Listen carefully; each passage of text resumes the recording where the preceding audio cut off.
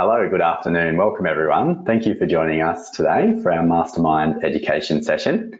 Today's topic is improving immunisation rates, what's available. So my name is Charles Broadfoot and I'm one of the professional development officers with Hunter New England Central Coast Primary Health Network.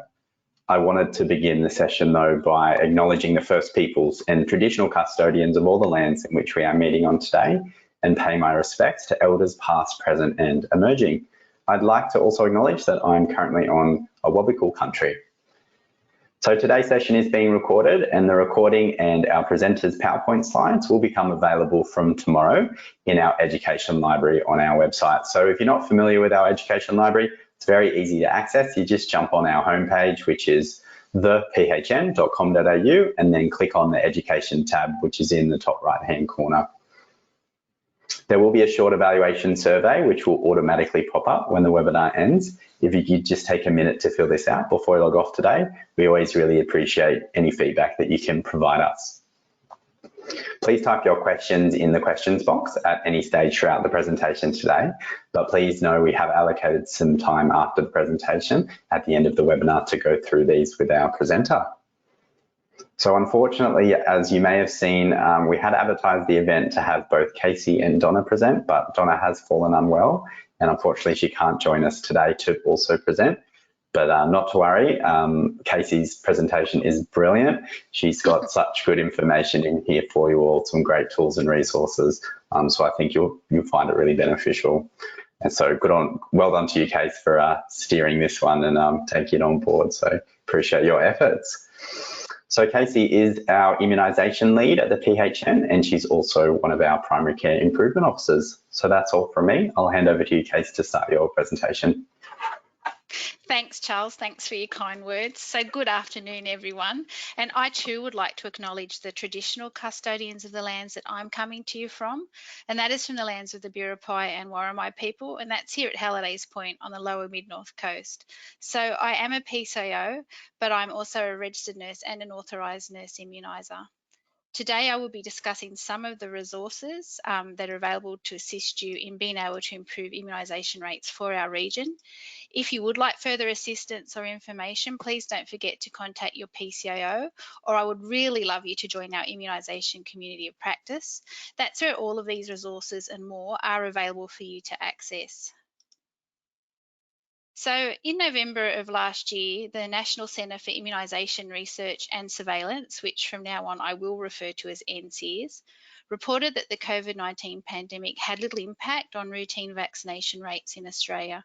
And that really just goes to show what an amazing job you continue to do in general practice throughout the pandemic.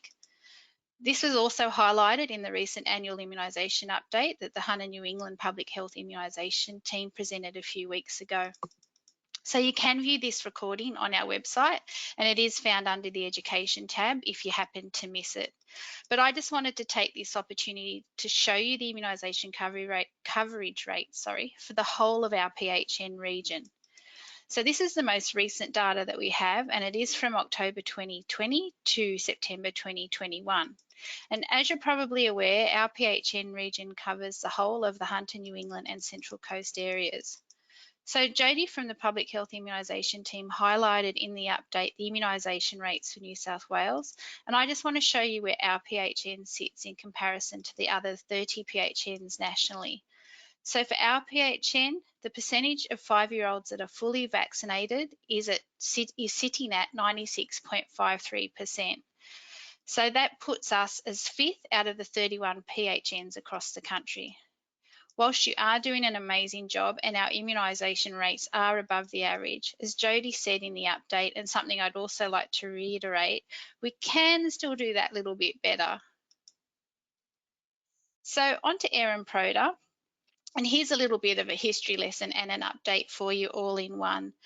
So back in September of 2021, the authentication file to access the air was turned off. So you probably know, but you now need a Proder account to access the air via HPOS. And then in July of 2021, it became mandatory to report immunisation encounters to the air. So reporting vaccinations to the air means that there is a complete and reliable data set. It also means that our immunisation coverage is able to be monitored a whole lot easier.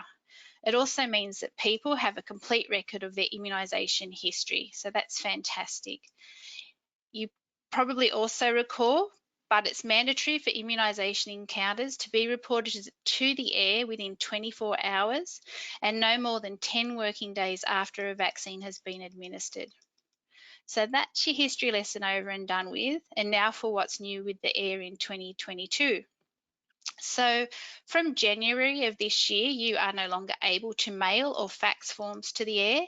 Completed forms are now to be submitted using your Proda account to access the form upload function in HPOS. So the forms can also be submitted directly onto the AIR site and the person's records are updated immediately. Also new is the AIR COVID-19 status report, and you can use the AIR site to request reports, and I'll talk about the reports that are available to you in the next slide. And the most exciting news of all is that the AIR is transitioning to web services. So what's that all about and what does it mean for you? Well, I'm going to talk about that soon as it's a whole slide in itself.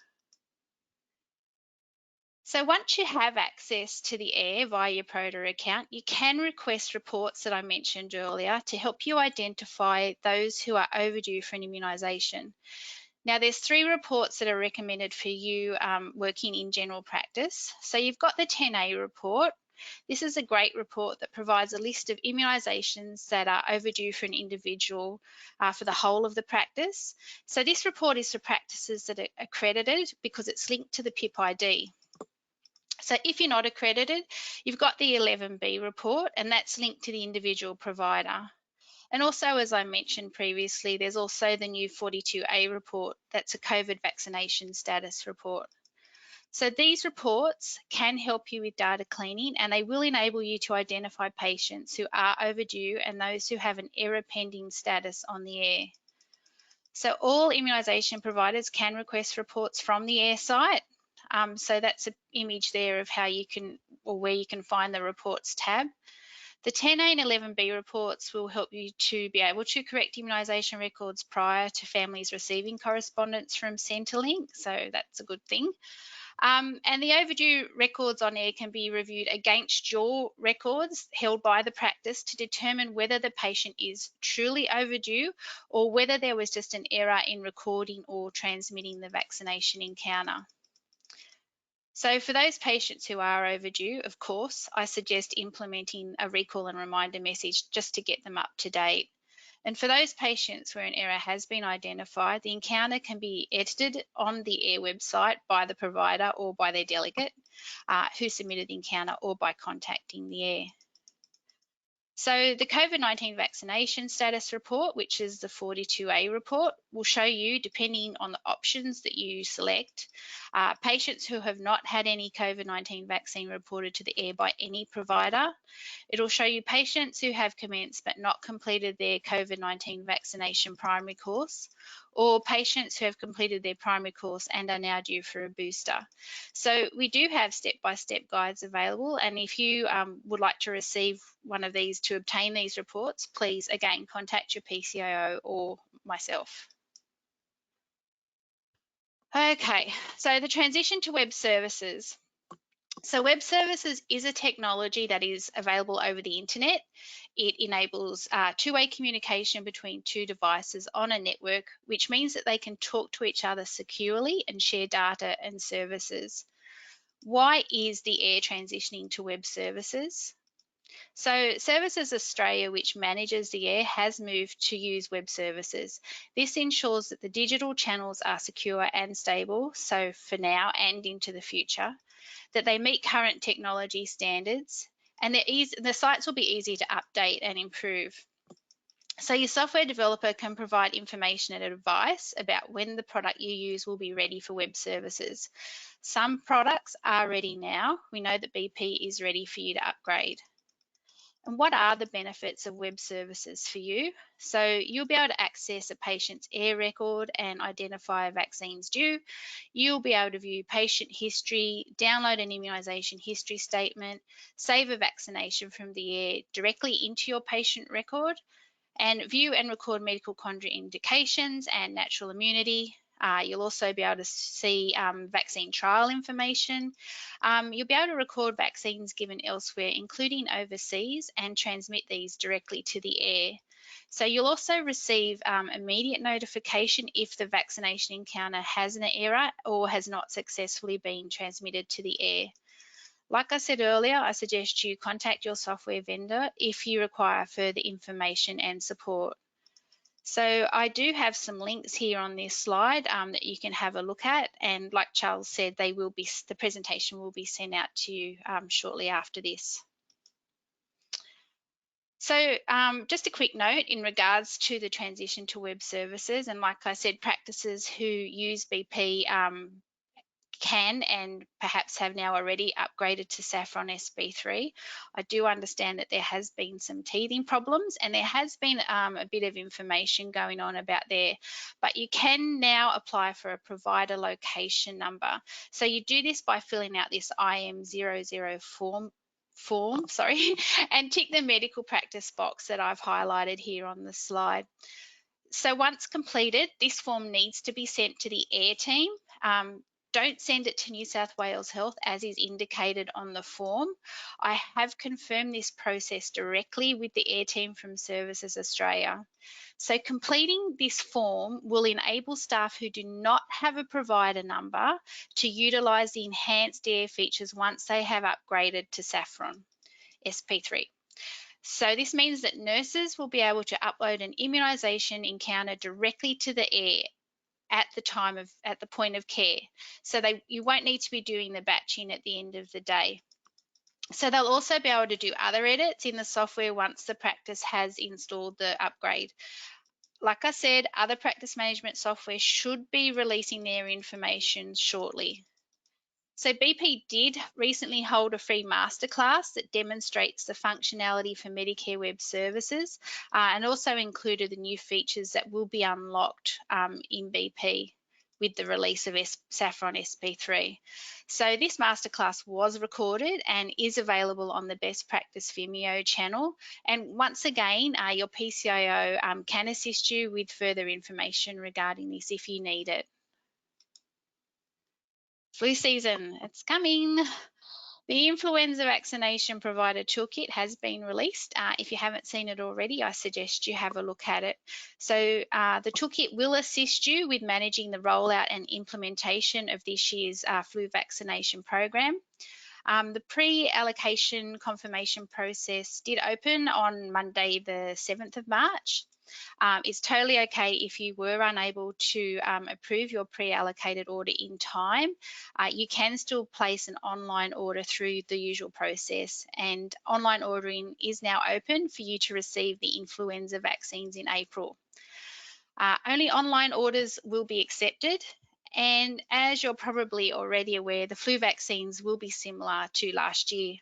If you're interested, the World Health Organization has released current information on the global influenza program, and that's if you're interested in seeing why the vaccines are the same and the variants that were experienced overseas. So we know there was a great uptake of the flu vaccine in 2020, and that's because there was no COVID vaccine available. 2021 wasn't so great, but now that we're all out and about again, this flu season is predicted to be a real doozy. So hopefully with your encouragement and promotion, people will line up for their flu vax again. I just wanted to let you know that the Immunisation Coalition will be hosting a webinar on influenza vaccination for this year, and that's going to be on the 30th of April. This webinar will provide you with all of the latest information on influenza vaccines, as well as everything you need to know about influenza vaccination during the pandemic.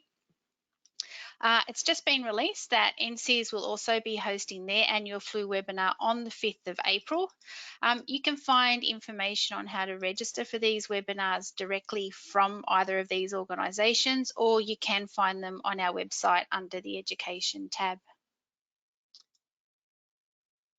So there are tools available that can help you identify patients who are eligible for the flu vaccine. And a new one is if your practice has PenCat installed, you can have free access to Top Bar. That's if you don't already have it. When you have Top Bar installed, you can now access the new Flu app, like I said. When you open a patient's records in your clinical software, the Flu app will check the patient details. So it looks at age, ethnicity, measurements and clinical history against the National Immunisation Program, which from now on I will refer to as the NIP. The criteria, and depending on the patient display, that it will display their influenza eligibility. So the top of the screen shows the recommended action. So to vaccinate, or if already vaccinated, that the vaccine has been received. So clicking on vaccinate for influenza will open the patient record within your software, and the check status in AirLink that you can see on the top right of the screenshot, that will open the Air portal in your default browser on the login page. So you'll still need to use your Proto login to see it. But there are 3 different color recommendations that you can see on the right-hand side. So they're depending on the NIP and the eligibility and recommendation level. So if it shows red, it means that the patient is eligible for a funded vaccine. Orange means the vaccine is strongly recommended, but they're not eligible on the NIP. If it's yellow, it means it's recommended, but they're not NIP eligible. So there's a lot more information available on the PNCS site, and the link is there on this slide. So immunisation for our First Nations people. Aboriginal and Torres Strait Islander people, we know, have higher rates of some vaccine preventable diseases than non-Indigenous persons. And for this reason, additional vaccines are available free through the NIP. So these extra vaccinations are in addition to the routine vaccinations that are offered throughout life. In our state, Bexzero for meningococcal B is to be given at 6 weeks, 4 months and 12 months. So the doses required and the schedule depend on the age at which the vaccine course is started and the presence of at-risk medical conditions. So for further details, please refer to your Bible, which is also known as the Australian Immunisation Handbook. And currently on the New South Wales schedule, there is a catch-up program available for Aboriginal children aged less than 2. That catch-up is in place until the 30th of June 2023. So this is a great area where you can do a QI project to improve patient outcomes. To ensure that we are not missing our First Nation babies, it's vital that we record ethnicity status for all patients from birth and from their first appointment. It's so important to ask the question, are you of Aboriginal or Torres Strait Islander origin? I've got some good news. Currently, RACGP is offering their cultural awareness modules for free to nurses, practice managers and admin staff within New South Wales. In addition, any Aboriginal or Torres Strait Islander person aged over 6 months is eligible for an annual influenza vaccination on the NIP. Okay, so I've got a few scenarios here for you to have a look at and consider when it comes to billing for immunisations, to explain the different types of billing that's out there. Please always remember to refer to the descriptors in MBS Online for clarification. Under the NIP, patients are eligible to receive vaccines that are funded by the Commonwealth. So when bulk billing for administration of a NIP, a funded vaccine, to an eligible patient, you can bill a GP attendance item number. This means that the person must be seen by the GP. Now, COVID vaccinations are the exception, as the MBS item numbers for vaccine suitability assessments specify that all COVID-19 vaccine encounters must be bulk billed. It also allows for the delegation of assessment and administration of COVID-19 vaccines to be undertaken by an authorised nurse immuniser, and this is under the direct or indirect supervision of a GP. But I'm going to take this opportunity to discuss a nurse's scope of practice regarding immunisations. So an authorised nurse immuniser, I will also refer to as an Annie from now on, is a registered nurse or a midwife who has completed and attained appropriate training as outlined in the New South Wales Authority. So Annies can assess suitability and administer a vaccine. If you're a registered nurse as defined by AHPRA, but not an authorised nurse immuniser, you are able to administer vaccines when a suitability for vaccination assessment is completed by a medical practitioner and with a documented medication order. So this is the same for ENs who are medication endorsed. Just remember that appropriate RN supervision must also be in place, be it either direct or indirect at your practice. As an EN, you are more than welcome to do the immunisation training, as it gives you the theoretical knowledge about immunisation, but it does not make you an authorised nurse immuniser. Really, if you're not sure about your scope of practice for you as a nurse, please refer to the Nursing and Midwifery Board of Australia, and NCs also have a great document regarding scope of practice and immunisation.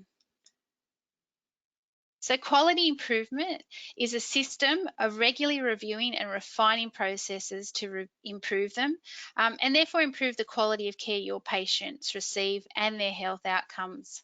So available on our website is the Quality Improvement Guide, which provides you with information around how to prepare for quality improvement activities, how to run a quality improvement activity in your practice, and how to measure the outcomes of the activity effectively. So there's also a QI toolkit for immunisation on our website. Please don't get overwhelmed when you do a quality improvement activity. Honestly, just keep it simple. If you want to make it complex, you can. Knock your socks off. The main thing is that you need to be able to demonstrate how you have been able to improve patient outcomes by the processes that you've put in place. So here on the screen, there's an example of a PDSA that you can utilise to increase the recording of ethnicity for children aged 0 to 2 years. Honestly, it can be that easy. On our website, like I've said, there's resources that will assist you to optimise immunisation rates and demonstrate how you have been able to improve your patients' health outcomes. Okay, so Japanese encephalitis virus, JEV. I think it's on the news nearly every night now. So as of the 17th of March 2022, JEV was confirmed at 14 piggeries across New South Wales, South Australia, Queensland and Victoria.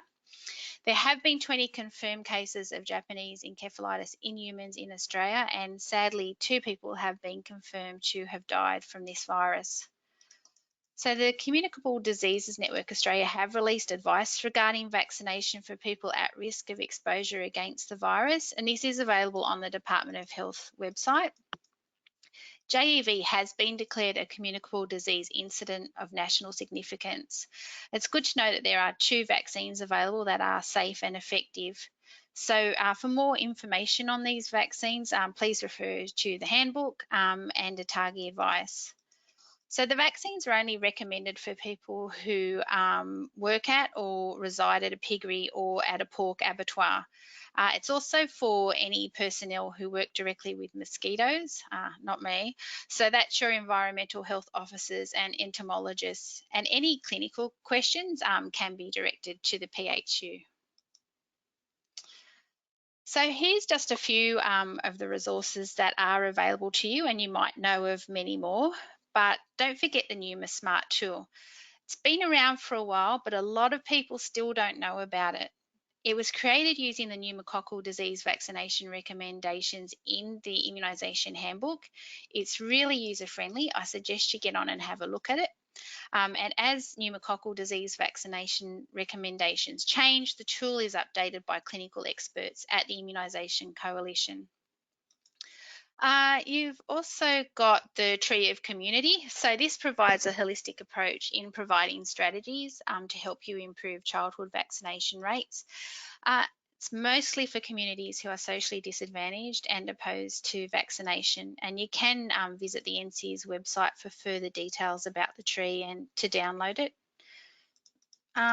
You probably already know, but there is also a COVID-19 vaccine decision aid for children aged 5 to 15 years. So that was developed to help parents and carers make a decision about getting a COVID-19 vaccine for their child. There's also another decision aid that's available for those aged 16 years and over. So these aids are designed to help people decide whether COVID-19 vaccination is right for them.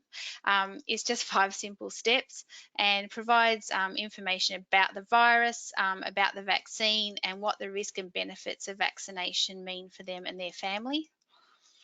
Please don't forget to have a look on our website for our PHN's focus areas, of which immunisation is one. And as I said earlier, you are invited to join the immunisation community of practice. I'd love you to be a part of it. Our community of practice is open to primary care providers within our region, and it enables you to share ideas and resources to support quality improvement activities. So to join the immunisation community of practice, please send me an email, and my contact details are available on the website. And as Charles said, Donna from the Central Coast Immunisation team at the Public Health Unit was hoping to join us today to discuss catch-up vaccinations. So she is the expert, and I'll just touch on this subject really briefly. We will be looking at doing a further education session with the PHU regarding catch-ups for you very soon, if that's something you would like. So the objective of catch-up vaccination is to encourage individuals to complete a course of vaccination and provide optimal protection against disease as quickly as possible. So information on developing a catch-up schedule and intervals between vaccine doses is in the immunisation handbook. Don't forget, in the handbook, you can utilise the catch-up calendar if it's for a child under the age of 10. If you are doing a planned catch-up for a person, once you've looked up their individual details on the air, you can tick the box in the air to indicate that you're commencing a planned catch-up for them, and you can see that on the screen there. So please note that a person can only ever have one catch-up schedule recorded on the air. Once you've ticked this box, the catch-up schedule will display at the top of their immunisation history statement, and the date it expires will also show. So this again gives people a complete picture of their immunisation status. It also gives parents and guardians evidence of a child's vaccination status for childcare or for school entry. It also lets other vaccination providers know how a person's vaccination needs are being managed. So if you want to have a go at planning a catch-up schedule for someone, the PHU advises that you are more than welcome to do it. But if you're not sure, you just want some clarification, they're more than willing to help you. So please contact our immunisation teams on the Central Coast or in the Hunter New England region. So don't be scared if you need to give multiple vaccinations on the one day. Sometimes it can be up to 6. It's okay and it's safe. It might seem like a lot, but the person will be fine. Also remember that if you need any assistance with translating, that TIS, so this is the National Translating and Interpreting Service, is available and it's free. I'm nearly at the end. And really importantly, don't forget to save the date for our immunisation conference. So the conference is going to be held on the Central Coast on the 21st and 22nd of October this year. It's been a long time coming. The theme is going to be Coast to Country, Protecting Us All, and we're currently in the planning process, just looking at organising content and the speakers. I really look forward to seeing you all there live and in person. It should be a lot of fun and a lot of great knowledge will be gained. So that's it from me. If there's any questions that are of a clinical nature, I will refer them to the Public Health Unit immunisation teams to answer, and I will get back to you. Thank you. No worries. Thanks, Kate. That was great. We are getting very close to finishing the webinar, but if you do have any burning last-minute questions, please enter them now. We just have had one question, Casey, about a resource from Cheryl. Where can she get the PDSA? I'll put it on the immunisation community of practice, but you will be able to see that there when Charles sends the slides out, Cheryl. So that's fine. Yeah, no worries. Is it also held on our website? Do we have PDSA resources available on the website? I do have PDSA resources in the immunisation community of practice. Perfect. There are some on the website too. Yeah, but it'll be good, yeah, with the community of practice because they'll be specific to immunisation. we haven't had any other questions. Just a well done, Casey, for a great presentation. I know that just before we finish up, Casey, I know you did receive a couple of pre-questions as well, and I know you've sent those through to me. Is there any of those that you think would be important just to cover before we finish? Just one of those, maybe? I think one was that I received earlier was, can an authorised nurse immuniser run a flu clinic? Yes, Annie's can run flu clinics, but it's all about billing in general practice, because you are working in private business and you do need to pay the bills and wages.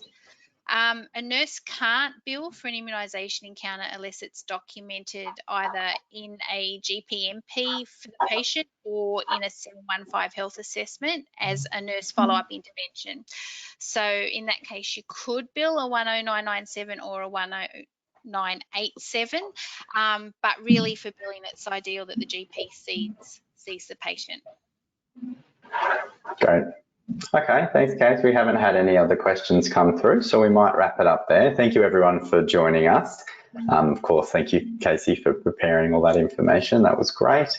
A reminder, the session has been recorded, so the recording and the PowerPoint slides will become available on our website within the next 24 hours. So just jump on our homepage and click on the Education tab. As I mentioned, there will be a very short evaluation survey, and that'll automatically pop up in a moment when I end the webinar. If you could just take a minute to fill that out, we always really appreciate any feedback that you provide us, and we do look at all of it, and we use it to inform future education sessions that we run here at the PHN.